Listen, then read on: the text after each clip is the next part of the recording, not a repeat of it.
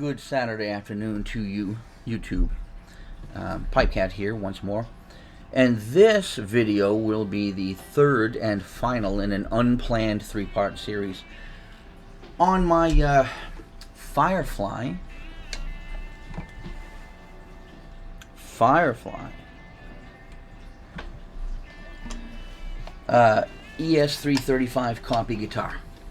And the reason why I'm making this video is to report good news to you people who have been thinking about purchasing it based upon its live application results.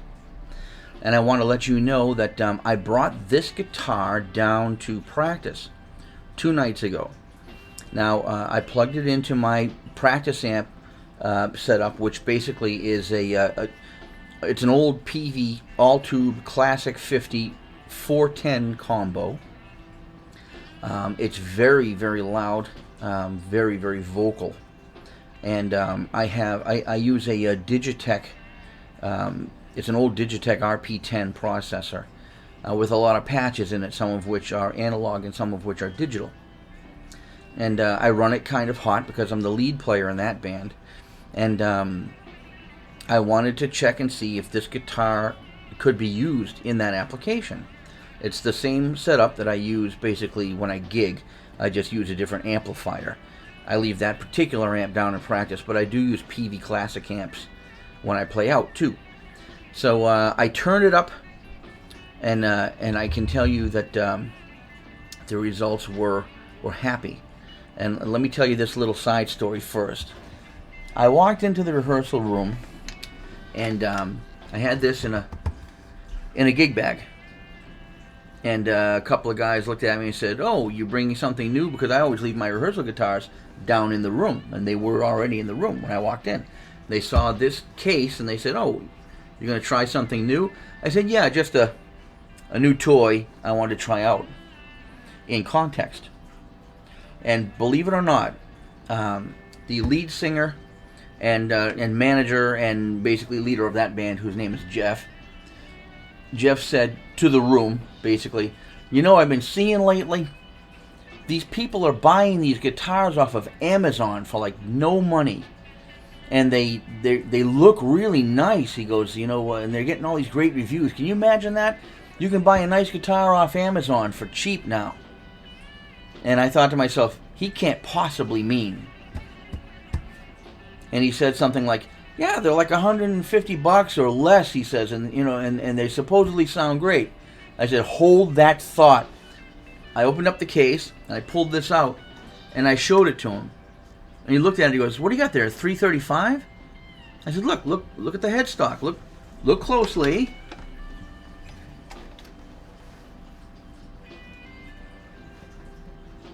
Trying to get in the picture. He says, "Oh my God, that's the one. That's it." I said, "Yeah, what are the odds?" He didn't even know that I'd purchased one or anything. And for all I know, he doesn't watch my videos either, the bastard. But he said to me, "I can't believe you brought that in here." He goes, "Well, what does it sound like?" I go, "Well, it sounds pretty good at home. Let's see what happens." So now, my rehearsal guitar is actually an Epiphone Les Paul powered with Gibson Burstbucker Pro PAF pickups. Not really unlike these. Not at all. And the configuration of the 335 is exactly the same as that of a Les Paul guitar. For those of you who play, you already know that. But 2 volumes, 2 tones, 3-way selector switch, 2 PAF humbucking pickups.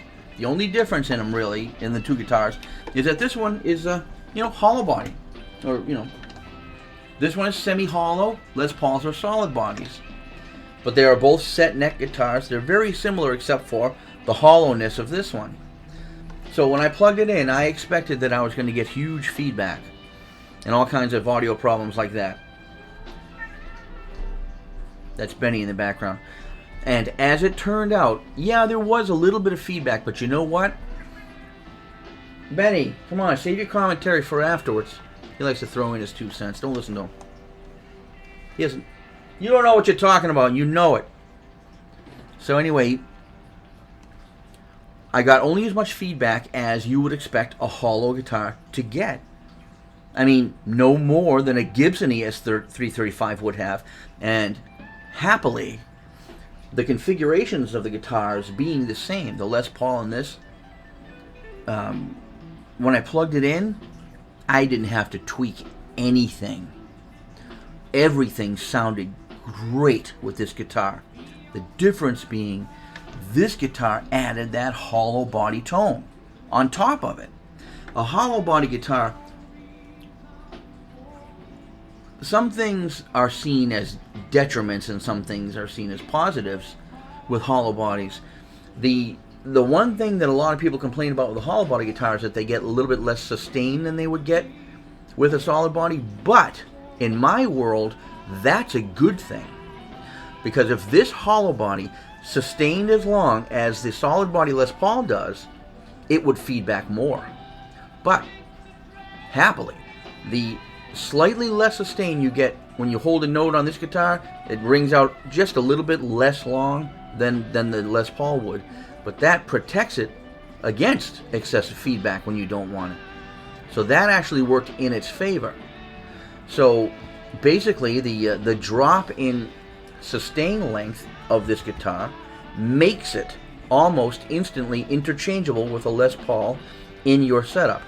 Now my band, that band, plays some soft and some hard music. The soft stuff is like James Taylor, some Toto, old Beatles, But then, there is rockier stuff, like we move up to Steve Miller, and guys like him, and then there's even harder stuff, Thin Lizzy. But the point is, this guitar made it through the whole spectrum, all the way up to the hottest leads in Pink Floyd songs. Like the end of Comfortably Numb, that big huge Gilmour solo. This guitar handled that admirably. So, for those of you thinking about purchasing this guitar but wanted to wait until you heard some live results, basically, I can tell you as a semi-professional musician that this thing, in a big loud context, was fine. You just got to remember, don't leave your strings open when the distortion's on. Don't face the amp with the guitar if you don't have to. If you can observe those two simple rules, this thing's beautiful. Unplug your Les Paul and plug this right in. The only thing you might have to do is you may need to roll the tone off just a hair on this guitar to keep the hot lead channels from feeding back a little too much. Otherwise, almost no difference. So, my final word on the Firefly ES335 copy guitar is that it is a viable and great sounding, reliable guitar in live music situations, even with a hot setup. Benny,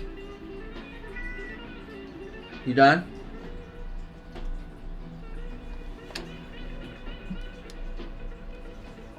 Here, get some of your 15 minutes. Go ahead. Do you like this guitar? It's great for rubbing your face on. He even likes the smell of it. Thank you for indulging me one more time.